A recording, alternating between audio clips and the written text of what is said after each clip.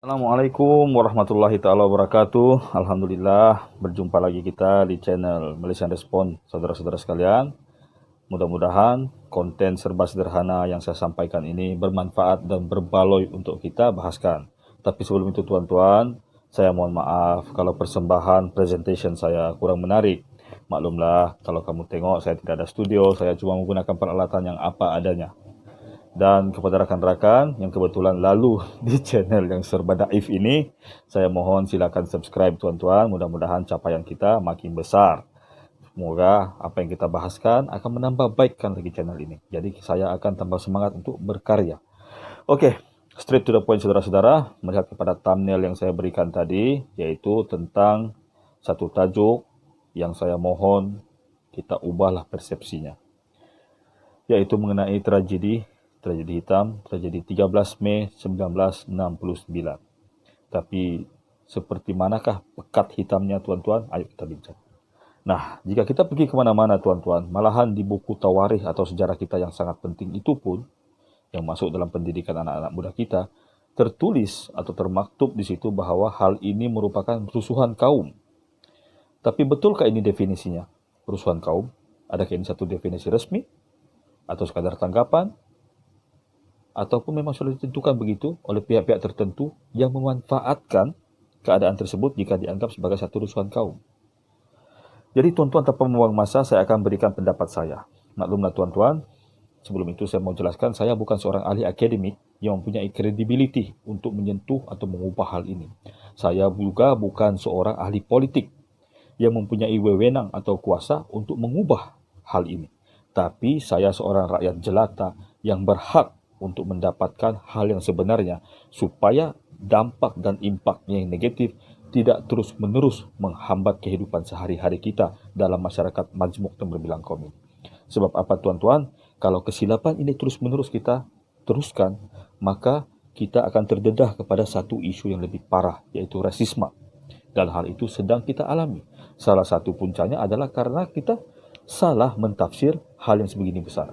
Jadi tuan-tuan, rusuhan kaum katanya. Jadi kalau menurut saya bukan rusuhan kaum itu apa? Saya akan buktikan. Itu bukan satu rusuhan kaum, tapi tidak lebih sebagai satu konflik yang tercetus dari kekeliruan politik yang akhirnya mencetuskan pergaduhan yang kebetulan berlaku melibatkan dua kaum yang berbeza. Disebabkan mereka mendukung dua organisasi politik yang berbeza yang mewakili kaum mereka. Itu saja tuan-tuan menurut saya. Ya, oke, saya akan buktikan satu persatu. Pertama tuan-tuan, coba lihat tempat kejadian. Di mana-mana tuan-tuan di bandar-bandar besar di Malaysia, masyarakat Melayu dan Cina hidup berdampingan antara satu sama lain. Bukan di Kuala Lumpur saja.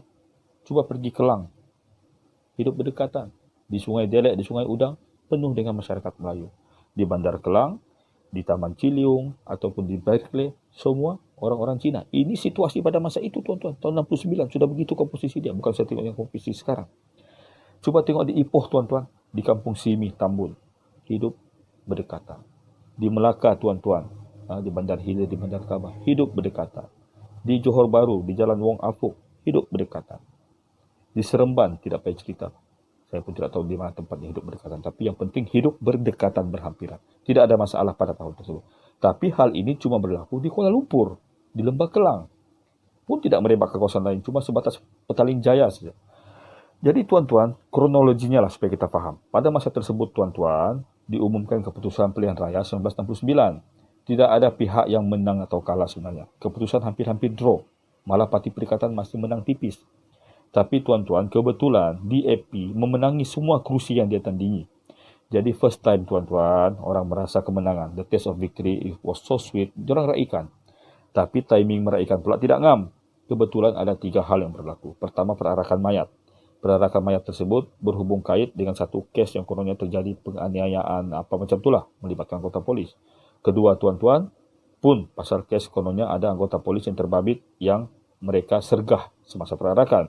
Dan ketiga, tanggapan kabar angin yang mengatakan ada unsur-unsur komunis yang masuk dalam perarakan tersebut. Nah, jadi hal ini tuan-tuan telah menambah roncakan lagi situasi tersebut.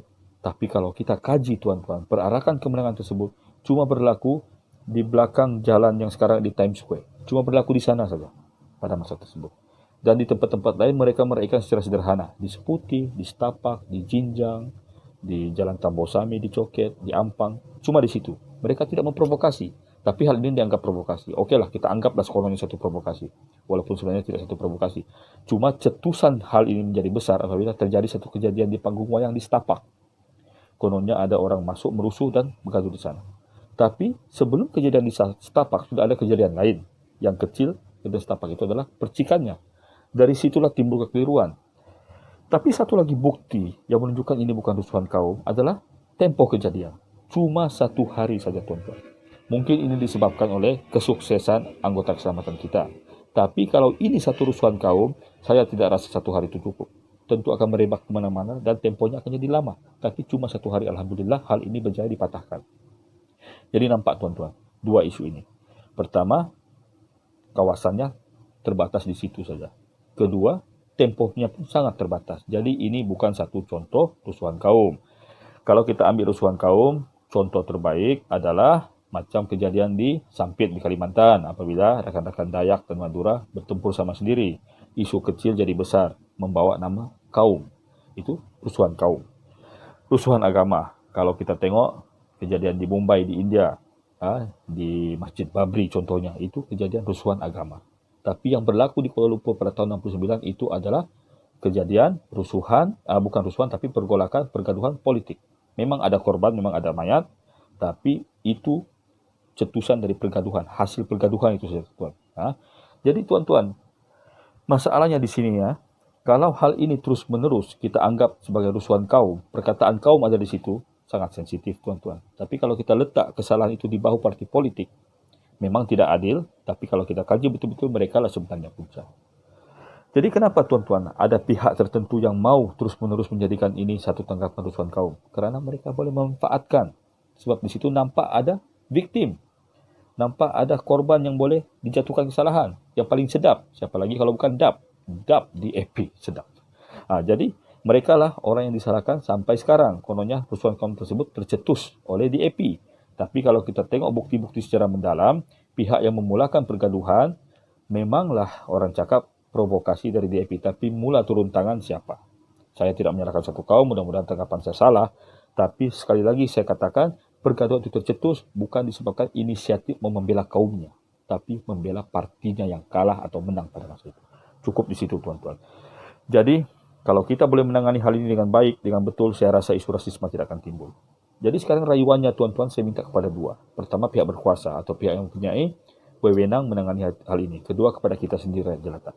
Kepada pihak berkenaan, pihak berkuasa, saya mohon, pergilah ke mana-mana kedai mesin cetak kah, publishing house kah, buat pengumuman secara resmi atau tidak resmi, bahawa hal ini kita kena perbetulkan. Buku sejarah kita ubah. Kita tulis di situ, tragedi ini adalah tragedi hitam yang membabitkan bla bla bla bla politik. Bukan apa, tuan-tuan.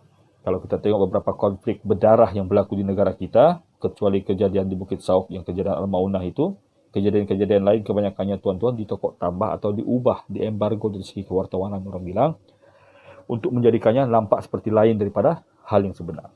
Jadi cukuplah. Hal ini cukup besar, tuan-tuan, kalau kita ubah. Impaknya sangat-sangat positif kalau kita ubah. Kita tidak akan terdedah kepada perasaan skeptikal atau saling meragui antara satu sama lain, saling curiga. Tidak akan ada. Ya. Kepada kita pula rakyat jelata, kita simpan dalam hati. Kalaulah katalah pihak berkuasa tidak mau ambil tindakan, kita simpan dalam hati bahawa hal ini perselisihan politik. Saya sayang jiran saya dari suku etnik apapun. Saya suka makan puri. Saya suka makan nasi ayam. Mereka suka makan nasi lemak. Hal ini, tuan-tuan, harus kita pupuk dari awal. Jangan ada rasisme. Kita harus menjadi satu bangsa yang kuat. Bangsa yang mau memperbetulkan sejarah. Kalau kita tengok, tuan-tuannya, kalau kita kaji, bangsa-bangsa yang agung, bangsa-bangsa yang maju adalah bangsa yang menulis susur galur sejarahnya dengan betul dan mengakui kesilapan apapun yang berlaku. Contoh terbaik orang Jepun, tuan-tuan. Dulu orang Jepun, sebelum zaman Perang Dunia Kedua, sangat-sangat gagah, tuan-tuan. Mereka tembak sana, tembak sini. Mereka perang dengan Rusia menang. Mereka bantai Nanjing. Mereka menakluki Asia Tenggara. Semuanya mereka kuasai. Tapi akhirnya mereka kalah. Tapi dalam susur galur sejarah, mereka tidak pernah menidakkan kekalahan tersebut. Tapi mereka mengambil iktibar dari kekalahan tersebut. Kerana sejarah yang salah, tuan-tuan, akan memberikan impak yang salah kepada generasi akan datang. Dulu, Kita tidak segan-segan untuk menulis kesalahan ini. Tapi zaman sekarang, zaman internet, zaman terbuka. Bila orang nampak kesalahan itu, tuan-tuan, maka akan terdetik dalam hati kita. Apa yang menjadi sebenarnya ini? Mana satu yang betul? Kekeliruan. Bila berlaku kekeliruan, rasisme akan menebar lagi. Jadi saya mohon kepada pihak berkenaan, sebelum terlambat, ubahlah persepsi ini. Kejadian 13 Mei bukan satu rusuhan kaum, tapi lebih kepada satu perbalahan politik. Dan kepada kita rakyat jelata, tanamkan dalam jiwa kita bahawa kita setakat ini sampai bila pun tidak akan merusuh antara satu sama lain. Okey? Assalamualaikum, salam sejahtera kepada rakan-rakan semua. Sampai jumpa lagi. Bye.